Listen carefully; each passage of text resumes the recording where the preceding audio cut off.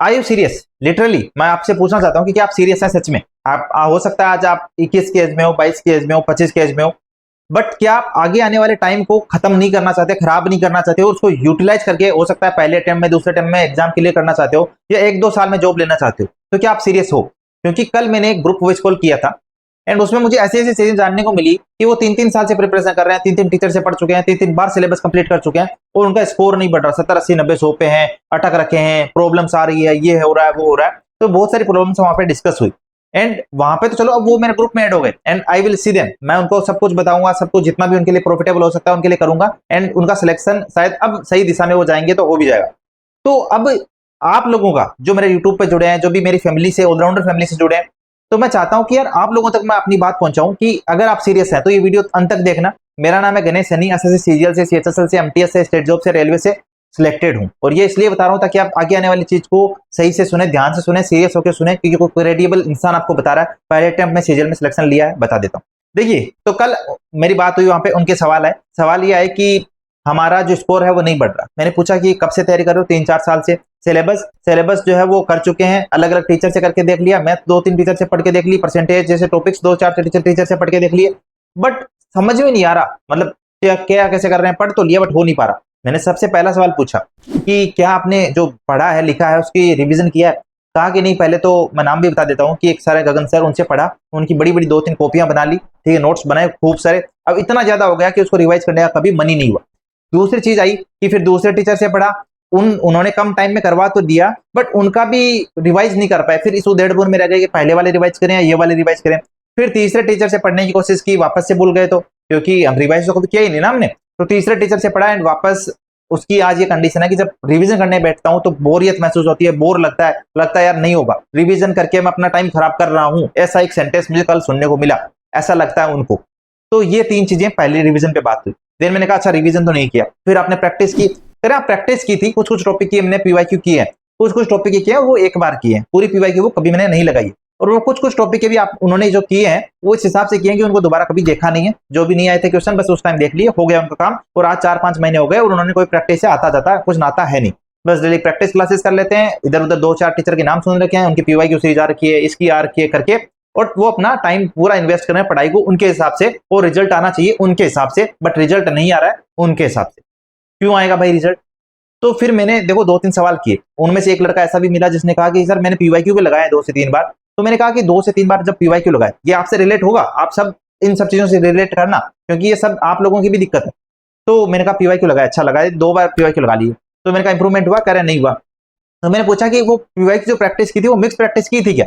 कहीं ऐसा तो नहीं था कि परसेंटेज पड़ा है अब लास्ट के अप्रैल में और अभी तक वापस आ गया आपका मई और आपने परसेंटेज को दोबारा देखा ही नहीं, ऐसा तो नहीं हो रहा? तो कह रहा हाँ हुआ तो ऐसा ही था, जब पहले एक टॉपिक की प्रैक्टिस की फिर लास्ट पे पहुंचे तो पहले वाला तो मिट ही गया और उसको कभी टाइम नहीं मिला, फिर इनर मोटिवेशन नहीं आया कि मैं उसको दोबारा देख सकूं। तो ऐसी ऐसी चीजें सामने आई। तो इतनी सारी प्रॉब्लम्स थी, अब इनका सोल्यूशन क्या है वो डिस्कस करेंगे। बट उससे पहले हमें पता तो होना चाहिए ना हम आज कहाँ स्टैंड करते हैं, आज हमारा कितने मार्क्स आ रहे हैं, आज हम किस लेवल तक पहुंचे हैं। और ये चीज आपको चेक करनी है मॉक टेस्ट देकर। अगर आपने पहले मॉक टेस्ट लगाया नहीं लगाया मुझे नहीं पता, बट अब आपको लगाना है सबसे पहले एक मॉक टेस्ट। और मॉक टेस्ट का अगर पास है, खरीद रखा है तो वहां से लगाइए, अगर नहीं खरीद रखा है फ्री में लगाना है मॉक टेस्ट। तो अभी ओलियो बोर्ड पे लाइव मॉक भी चल रहा है, सोमवार और मंगलवार को रहेगा, मंगलवार की शाम 7 बजे तक आप ये लाइव मॉक अटेम्प्ट कर सकते हैं। तो ये लाइव मॉक अटेम्प्ट करना, इसमें आपको अपनी रैंक पता चल जाएगी कि आप ऑल ओवर कहाँ स्टैंड करते हो, आपका स्कोर कितना आ रहा है, आपकी परसेंटाइल कितनी आ रही है, एक्यूरेसी कितनी है। और लाइव मॉक दोगे तो आपको पता चलेगा कि जो एग्जाम है ना उसमें जो डर महसूस होगा, जो पैनिकनेस आएगी वो आप यहाँ पे समझोगे। तो सबसे पहले आप ओलियो बोर्ड का लाइव मॉक अटेम्प्ट करना, सोमवार और मंगलवार को है तो इन्हीं 2 दिन में अटेम्प्ट कर लेना। अगर कोई भी पास नहीं है आपके पास, कोई भी जो मॉक टेस्ट देने के लिए आते हैं अलग अलग पास वो नहीं है, तो आप फ्री मॉक अटेम्प्ट करें, ये फ्री में एकदम, आप इसको जाके अटेम्प्ट करना। मैं लिंक दे दूंगा कमेंट सेक्शन में, डिस्क्रिप्शन में दे दूंगा। और लाइव मॉक देने से आपको असलियत अपनी पता चलेगी कि आप एग्जाम इन्वायरमेंट जब होगा ना तो वहां पे कैसा परफॉर्म करोगे आज के लेवल के हिसाब से। तो आपको वहां से अपना स्कोर पता चलेगा, अपनी रैंक पता चलेगी, अपनी एक्यूरेसी पता चलेगी और अपना स्टेटस पता चलेगा कि आज मैं कहां स्टैंड करता हूं। अब उस स्टेटस से आगे कंपेयर करना कि कैसे प्रोग्रेस करनी है। अब आगे सुनिए।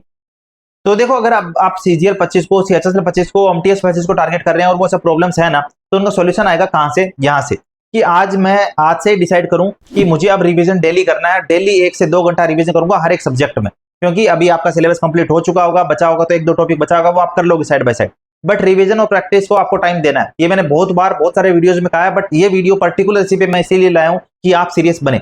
तो आज से आपको डिसाइड करना है कि आप टॉपिक वाइज रिवीजन स्टार्ट करेंगे। उसको इंटरेस्टिंग बनाने के लिए क्या करेंगे कि जैसे मान लो आपने पहले मैथ्स का रिवीजन करना है, मैथ्स का रिवीजन कर लिया, देन आपको पीवाईक्यू प्रैक्टिस कर ली, देन वापस दूसरे सब्जेक्ट का रिवीजन किया, देन उसकी पीवाईक्यू प्रैक्टिस करी। तो इस तरह से करना कि आप एक साथ रिवीजन करने भी ना बैठो और एक साथ पीवाईक्यू करने भी ना बैठो, ताकि बीच बीच में पीवाईक्यू प्रैक्टिस आएगी, थोड़ा बहुत दिमाग काम करेगा, अलग चीजों में जाएगा, तो वहां से आपका इंटरेस्ट भी बना रहेगा।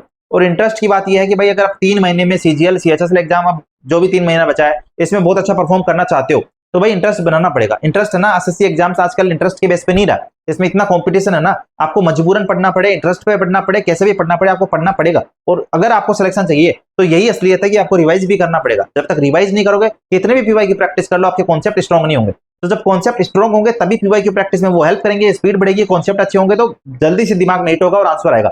आपको आज से रिवीजन स्टार्ट करना है। क्या करोगे, सबसे पहले आप एडवांस मैथ्स का रिवीजन स्टार्ट करो ताकि मार्क्स में जल्दी से ग्रोथ हो। तो नंबर सिस्टम, ट्रिगोनोमेट्री, अलजेब्रा यहाँ पे स्टार्ट करो एंड देन उसके बाद आप अर्थमेटिक पे आओ, ताकि पहले एडवांस मैथ्स के जो ज्यादा क्वेश्चन जहां से आते हैं वो रिवाइज हो जाएंगे, कॉन्फिडेंस आएगा थोड़ा सा। तो जो 90-100 पे है ना वो 120 पे जाएंगे, 130 पे जाएंगे, लगेगा कि हाँ अब इंप्रूव कर रहा हूँ। तो स्टार्ट करना है रिवीजन एडवांस मैथ्स से, देन अर्थमेटिक का रिवीजन करना है। एडवांस मैथ्स के हर टॉपिक को टारगेट करो, 4 से 5 दिन में रिवाइज करो एंड देन अर्थमेटिक के जो टॉपिक्स हैं उनको 2 से 3 दिन, अगर कोई बड़ा टॉपिक है 3 दिन में रिवाइज करो, जैसे time speed distance, time and work है, एवरेज है, तो उनको 3 दिन दे लो। Otherwise mix and alligation, partnership, percentage जैसे टॉपिक को 2 दिन में रिवाइज करो। इस तरीके से अपना एक शेड्यूल बनाओ कि आप रिवीजन को टाइम दें, हर दिन 1 से 1.5 घंटा। आप जैसे मैथ्स का रिवीजन करें, 1 घंटा आप इंग्लिश का रिवीजन करें। इसी तरीके से रीजनिंग में तो चलो आप फिर भी प्रैक्टिस करोगे, पीवाई की उससे हो जाएगी, एंड जीके में आप 2 घंटा रिवीजन करें। इस तरीके से अपना रिवीजन का शेड्यूल बनाओ डेली का। तो प्रैक्टिस में जैसे पहला टॉपिक परसेंटेज था, मैंने उसके आज 50 क्वेश्चन लगाए।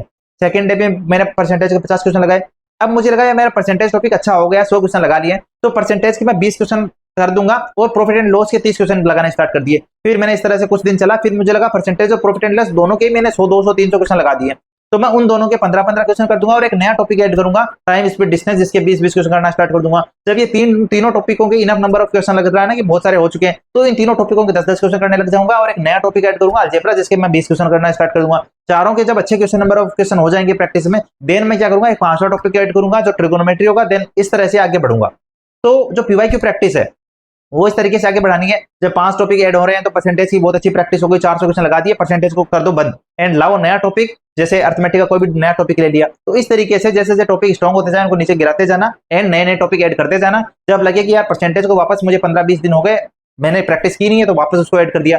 तो इस तरीके से प्रैक्टिस करनी पड़ेगी कि मिक्स प्रैक्टिस हो और जो टॉपिक हमने छोड़ा है लास्ट में उसको भी हम जल्दी से जल्दी वापस ले पाए बीच बीच में। अब से आपको ध्यान रखना है कि आप मिक्स प्रैक्टिस करो, न कि वो टॉपिक वाइज प्रैक्टिस। अगर लास्ट के 3 महीने में अच्छा करना है और मिक्स प्रैक्टिस जब आप कर रहे हो, तो मान लो 10-10 क्वेश्चन लगा रहे हो, 5 टॉपिक के आप 20-20 लगा रहे हो, जो भी कर रहे हो, तो उसमें जिन क्वेश्चंस में दिक्कत आई आपको उनको मार्क करते चलना। और जैसे आज मैंने 20 क्वेश्चन लगाए थे परसेंटेज के, मुझे उनमें से 3 क्वेश्चन में दिक्कत थी, तो उन 3 क्वेश्चन को नेक्स्ट डे देखूंगा कि अच्छा ये ऐसे कल ऐसे किया था मैंने, एंड देन नेक्स्ट डे के क्वेश्चंस लगाऊंगा। नेक्स्ट डे के क्वेश्चंस लगाने से पहले जो पहले वाले दिन में क्वेश्चंस में दिक्कत आई थी उनको जस्ट अपने आंखों से देख लो, सोल्व करने का टाइम बर्बाद मत करो चाहे, बट आंखों से देख लो कि इसमें ऐसे ऐसा कॉन्सेप्ट लगा था, देन ही आगे बढ़ो। जब तक आपने पहले जो पढ़ा है, जो क्वेश्चन सोल्व किए हैं, उनको अच्छा नहीं करोगे तो आगे बढ़ने का फायदा नहीं है। तो इस तरीके से मिक्स प्रैक्टिस करना कि उन क्वेश्चंस को जहां पे दिक्कत आ रही है उनको भी बार बार देखते चल रहे हो, रिवीजन इधर आपका चल रहा है, प्रैक्टिस चल रही है, और इसके साथ साथ आप मॉक टेस्ट लगाते रहो। मॉक टेस्ट को मिस मत करना, जैसा मैंने फ्री मॉक बताए, अब आपको पेड भी ले लेनी चाहिए जरूर, किसी ना किसी टेस्ट सीरीज के पेड जरूर ले लो, ताकि मॉक अटेम्प्ट करोगे, स्कोर बढ़ेगा, एफिशिएंसी आएगी, एक्यूरेसी बढ़ेगी, रैंकिंग पता चलेगी, पता चलेगा कहां स्टैंड करता हूं और कितनी प्रोग्रेस हो रही है वीक बाय वीक। तो ये थोड़ा सा सीरियस मैटर इसलिए है कि अगर आप सोच रहे हो कि आपका सिलेबस अब भी हो जाएगा तब आप करोगे, या रिवीजन कंप्लीट हो जाएगा तब पीवाई की प्रैक्टिस करोगे, तो कभी आपका सिलेक्शन नहीं होगा। आपको आज से ही रिवीजन को और प्रैक्टिस को साथ में रखना पड़ेगा। अगर अभी देर कर दी तो आप कभी भी इस दौड़ में नहीं आ पाओगे। उन लोगों की तरह मत बना, 3-3, 4-4 साल खराब मत करना कि आप रिवीजन और प्रैक्टिस करे ही नहीं हो, बस क्रैश कोर्स कर लिया, प्रैक्टिस क्लासेस कर ली, उस टीचर ने दावा किया था मेरी पीडीएफ से क्वेश्चन आएगा उसको कर लिया, और कभी प्रैक्टिस नहीं हुई, आपकी पीवाई की प्रैक्टिस नहीं हुई। जब तक आप किसी भी टॉपिक के 300-400 क्वेश्चन, 500 क्वेश्चन नहीं लगाओगे, सिलेक्शन का कोई आस नहीं है, कोई आपका दूर दूर तक चांस नहीं है। आप सोच रहे हो किस्मत का झोंका आएगा ले जाएगा, तो कभी ऐसा नहीं होने वाला है, या कोई आएगा समझाने के लिए तो भी नहीं होने वाला है। मैं इतने वीडियोस के माध्यम से बार बार आपको कहता हूं कि प्रैक्टिस करनी है, रिवीजन करना है, प्रैक्टिस करनी है, रिवीजन करना है, बट फिर भी नहीं हो रहा है। उन लोगों की कमियां मुझे कल समझ में आई, मैंने उनको बताया कि भाई तू पीवाई की प्रैक्टिस कितनी बार की, जवाब मिला नहीं हो पाई, रिवीजन कितनी बार किया, जवाब मिला नहीं हो पाई। मैंने उन्हीं से पूछा कि क्या तुम्हारा सिलेक्शन होना चाहिए, तो उन्होंने खुद ने कहा नहीं होना चाहिए। क्यों भाई, क्यों नहीं होना चाहिए? इसीलिए नहीं होना चाहिए कि आपने कुछ किया ही नहीं है। अब मैं एग्जाम में जा रहा हूँ, बुक को 5 बार लगा के रिवीजन करके 3 से 4 बार, 5 बार, तो मेरा सिलेक्शन होगा ना, आपका क्यों होगा? तो थोड़ा सा इस चीज को समझो कि आपका सिलेक्शन क्यों होना चाहिए, अपने आप से क्वेश्चन करोगे तभी आपको समझ में आएगा कि एक्चुअल में मैटर क्या है। ध्यान देना कि मॉक टेस्ट भी दो, प्रैक्टिस भी करो, रिवीजन भी करो, लाइफ के प्रति सीरियस भी रहो, और उन चीजों को जो आप कर रहे हो उन चीजों को बार बार रिपीट भी करो, क्योंकि कोई और आपको वो चीजें नहीं बताने आने वाला कि यार तेरा वो लास्ट मंथ गलत हुआ था, उस कॉन्सेप्ट को अच्छा कर लिया क्या, कोई नहीं बताएगा, आपको खुद को ही देखना पड़ेगा। तो किसी का वेट मत करो, है ना, मेहनत करो तो इस तरीके से करो कि बस फिर उसके बाद सिलेक्शन ही हो। तो आप गलत तरीके से मेहनत करोगे 3-4 साल 5 साल खराब कर लोगे, घर वालों के भी टाइम खराब कर दोगे, पैसा खराब कर दोगे और अपना भी। तो थोड़ा सा ध्यान दीजिए, सीरियस बनिए और मेहनत करिए। कोई भी डाउट हो कमेंट सेक्शन में पूछिए, डिस्कस करेंगे, बात करेंगे। और Telegram channel, Telegram group join कर लेना, टारगेट से चल रही है। अगर एफिशिएंटली खुद से नहीं कर पा रहे तो जाके टेलीग्राम चैनल ज्वाइन कर लो, लिंक डिस्क्रिप्शन मिल जाएगा। इंस्टाग्राम पे भी आप मुझे मैसेज कर सकते हैं, जब भी मुझे टाइम मिलता है मैं लाइव आता हूँ, जब भी मुझे टाइम मिलता है मैं पर्सनल मैसेज से जवाब देता हूँ। सबको नहीं दे पाता बट कोशिश पूरी करता हूँ भाई, ऐसा कुछ नहीं है, ईगो वगैरह कोई मैटर नहीं है, बस थोड़ा टाइम का इश्यू रहता है। बाकी I try my best. So all the best friends, तैयारी करिए, मोटिवेटेड रहिए, एनर्जेटिक रहिए, पॉजिटिव रहिए। और आज आप 70 पे हो, 80 पे हो, डजेंट मैटर। आज से 3 महीने बाद आप कहाँ होंगे वो मैटर करता है। तो उस अप्रोच से चलिए कि मुझे 3 महीने बाद मेरा विजन क्या है उसको लेके चलूं, प्रैक्टिस करूं, रिवीजन करूं। अगर जो गलतियां मैंने आज तक की है उनको अब ना करूं और अपने फुल जोन में, अपनी फुल कैपेसिटी में जितनी मेरी एबिलिटी जो उनको इस एग्जाम में डालूं और सिलेक्शन में। Bye bye friend.